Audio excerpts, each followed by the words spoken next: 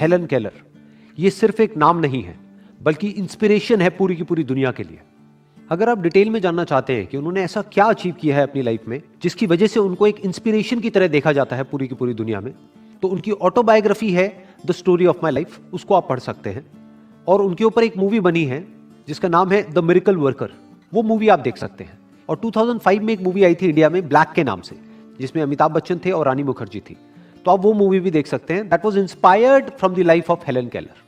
तो आज हम हेलन केलर की जो कोटेशंस हैं उसके थ्रू उनकी थॉट प्रोसेस की डेप्थ में चलेंगे और समझने की कोशिश करेंगे कि जो भी उन्होंने अचीव किया या जो उनका एटीट्यूड था उसके पीछे रीजन क्या था। लेकिन उससे पहले मैं शॉर्ट में आपको थोड़ा सा उनके बारे में बता देता हूं। हेलन जब सिर्फ 19 महीने की थी तब उनको एक बीमारी हुई थी। उस बीमारी को प्रॉपर्ली कोई डायग्नोज नहीं कर पाए डॉक्टर्स, लेकिन उसकी वजह से वो पूरी तरह से डेफ ब्लाइंड हो गई, यानी कि ना वो सुन सकती थी ना वो देख सकती थी। उसके बाद उनके घर वालों ने बहुत कोशिश करी कि किसी तरीके से कि उनकी देखने की और सुनने की शक्ति वापस आ जाए। वो बहुत डॉक्टर्स के पास गए, बहुत जगह गए, लेकिन कुछ नहीं हुआ। जब हेलन 6 साल की थी तब उनके कांटेक्ट में आई उनकी टीचर, जिसके बाद उनकी लाइफ पूरी तरीके से चेंज हो गई। इनफैक्ट जितना रोल हेलन का है उनकी सक्सेस में या उनकी अचीवमेंट्स में, उनसे बड़ा रोल उनकी टीचर का है। ये जो नेवर गिव अप एटीट्यूड था एक्चुअल में वो एन सेल्वन का था। जो सबसे बड़ा चैलेंज था हेलन के लिए और एन के लिए वो ये था कि किस तरीके से उनको वर्ड्स का मीनिंग समझाया जाए। वर्ड सिखाना इतना बड़ा चैलेंज नहीं था, उस वर्ड का किस ऑब्जेक्ट से रिलेशन है ये समझाना वाज नेक्स्ट टू इम्पॉसिबल, क्योंकि वो सुन नहीं सकती, वो देख नहीं सकती। तो अब कैसे उनको ये बताया जाए कि ये जो आपके हाथ पे जो टच हो रहा है इसको पानी कहते हैं, इसको वाटर कहते हैं। That was the biggest challenge. तो वो जब आप मूवी देखेंगे तो आपको ज्यादा अच्छे से आइडिया लगेगा कि ये कैसे हुआ, ये मिरेकल कैसे हो पाया। लेकिन उस मूवी में एक बड़ा इंटरेस्टिंग पॉइंट आता है जहां पर जा करके जो एन है यानी कि उनकी टीचर, हेलन की टीचर, वो हेलन की मदर को बोलती हैं कि मेरा सबसे बड़ा चैलेंज यही है कि किस तरीके से मैं इनको कम्युनिकेट करूं, किस तरह से हेलन को बताऊं कि इस वर्ड का मतलब ये होता है कि ये टेबल है, ये चेयर है, कैसे बताऊं, ये मेरा सबसे बड़ा चैलेंज है। तो उनकी मदर ने उनसे पूछा, टीचर से, तो फिर आप ये कैसे करोगे? तो उनकी टीचर ने जवाब दिया कि मुझे नहीं पता कि ये कैसे होगा, लेकिन बिल्कुल ऐसे ही होगा जैसे कि एक पंछी होता है, एक मूवमेंट आता है उसकी लाइफ में जब वो उड़ जाता है। ऐसे ही हेलन की लाइफ में एक मूवमेंट आएगा, वो कब आएगा कोई नहीं बता सकता, लेकिन एक मूवमेंट आएगा जब ये क्लिक हो जाएगा हेलन को कि इस वर्ड का मतलब ये होता है। And this was the actual miracle. और जो पहला वर्ड उनके मुंह से बाहर निकला था वो था वाटर। उसके बाद में उन्होंने कभी भी पीछे मुड़ के नहीं देखा।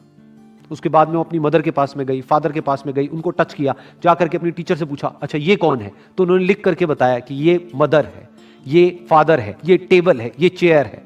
उसके बाद में वो सिलसिला शुरू हो गया। इनफैक्ट ये जो स्टोरी है ये सिर्फ हेलन की नहीं है, ये हेलन और एन की स्टोरी है, क्योंकि मरते दम तक एन ने हेलन का साथ नहीं छोड़ा। तो ये सिर्फ एक टीचर और स्टूडेंट की रिलेशनशिप नहीं है, ये एक दोस्ती की कहानी है, कंपेनियनशिप की कहानी है।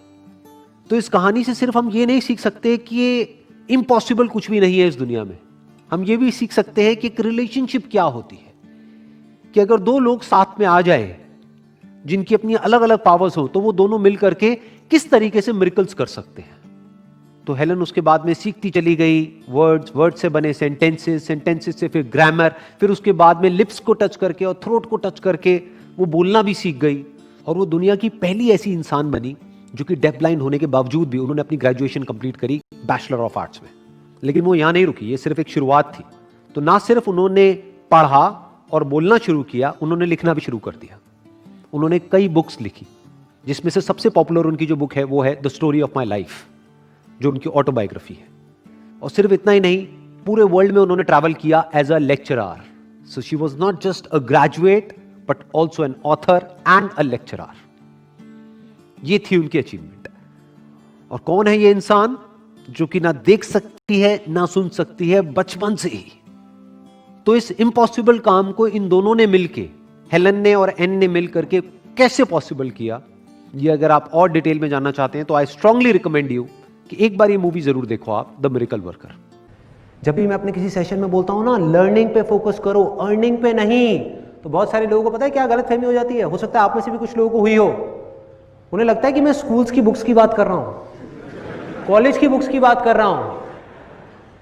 मैं हमेशा कहता हूं ना कि अर्निंग हमेशा फ्यूचर में है, लर्निंग हमेशा प्रेजेंट मोमेंट पे है। लर्निंग पे फोकस करना है, अर्निंग पे नहीं।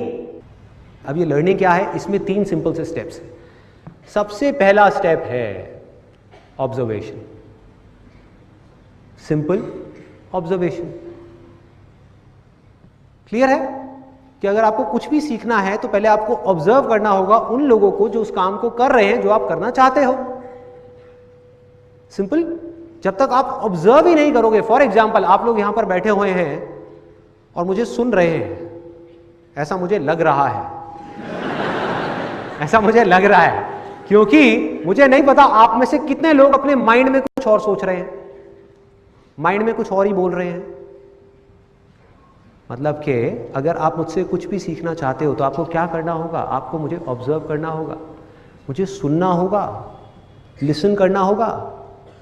और हमारी आदत क्या है, इससे बिल्कुल अलग है कि सामने से कोई कुछ बोल रहा होता है और अपने माइंड में कुछ ही कुछ सोच रहे होते हैं। मतलब हमारी ऑब्जर्वेशन पावर्स इतनी स्ट्रांग नहीं है। अगर इस लिसन वर्ड को आप ध्यान से देखोगे तो ये निकला है साइलेंट वर्ड से, SIL, उसको उल्टा कर दो, बन गया LIS। जो एंड में आ रहा है ENT, उसको आप घुमा दो, उसको कर दो TEN, क्या बन गया, लिसन। तो आप तब तक नहीं सुन सकते जब तक कि आपका माइंड पूरी तरीके से साइलेंट ना हो। So simple.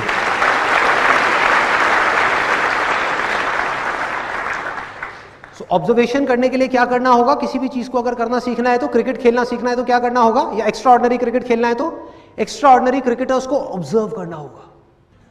बिजनेस करना है तो बिजनेस जो लोग कर रहे हैं ऑलरेडी, जो लोग सक्सेसफुल हैं, जो लोग फेल हो रहे हैं, वो दोनों को ऑब्जर्व करना होगा, दोनों से सीखना होगा और फिर बिजनेस को करना होगा।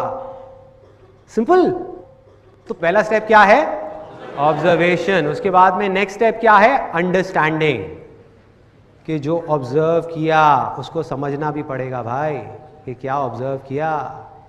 कि अगर बिजनेस करना है तो दोनों तरह के लोगों को ऑब्जर्व किया, जो सक्सेसफुल हैं और जो फेलियर्स हैं, बारीकी से ऑब्जर्व किया। किस चीज को ऑब्जर्व किया, उनके एक्शंस को ऑब्जर्व किया कि वो क्या करते हैं। जो सक्सेसफुल लोग हैं किस तरीके से काम करते हैं, वो किस तरह से बोलते हैं, और उनके थॉट्स को ऑब्जर्व किया कि वो किस तरह से सोचते हैं, उनका इस दुनिया को देखने का नजरिया किस तरह से अलग है उन लोगों से जो फेल हो रहे हैं। क्या फर्क है इन दोनों के नजरिए में, फर्क होता है, यस और नो? तो उसको आपने ऑब्जर्व किया। अब वो कैसे करोगे, जो भी लोग सक्सेसफुल हुए हैं, जिस भी फील्ड में आप काम करना चाहते हो, उसमें आपको क्या करना है, जा करके उनकी बुक्स को पढ़ना है, उनकी ऑटोबायोग्राफीज को पढ़ना है, उनकी वीडियोस को देखना है, उनको बड़े ध्यान से ऑब्जर्व करना है। जब आप ऑब्जर्व करोगे उसके बाद में अंडरस्टैंडिंग का लेवल आता है। आपको समझना है कि इसमें से जो भी ये सही कर रहे हैं उसमें से क्या है जो आज आप अपनी सिचुएशन में अप्लाई कर सकते हो। जरूरी नहीं है वो सब कुछ जो वो आज कर रहे हैं वो सब आप आज अपनी सिचुएशन में अप्लाई कर पाओ। तो जैसे ही आपको ये बात समझ आई, अब आता है तीसरा स्टेप कि आपको उसको अपनी लाइफ में अप्लाई करना है, छोटे से छोटे लेवल पे। मतलब कि उसकी प्रैक्टिस करनी है। अगर हम अप्लाई ही ना करें, प्रैक्टिस ही ना करें तो क्या होगा, कोई फायदा नहीं है। सुनते रहे सुनते रहे सुनते रहे, कोई अंत नहीं है, सुनते रहो। मतलब कि अगर मेरे ये सेशन आप देख रहे हो, इसमें 1000 बातें मैं करने वाला हूं, इसमें से अगर आपने 2 बातें भी प्रैक्टिस कर ली तो बहुत है। कुछ बदलेगा ना, थोड़ा सा ग्रो कर गए ना। सो क्या किया आपने, आपने प्रैक्टिस किया। मतलब कि जो भी आपने सीखा, जो भी आपने समझा, उसको आपने प्रैक्टिस किया। और जैसे ही आप प्रैक्टिस करते हो तो आपको 2 तरह के एक्सपीरियंसेस होते हैं, या तो अच्छे एक्सपीरियंसेस या बुरे एक्सपीरियंसेस। और इन दोनों एक्सपीरियंसेस से जब आप कुछ सीखते हो तो उसको बोलते हैं लर्निंग। ये है लर्निंग।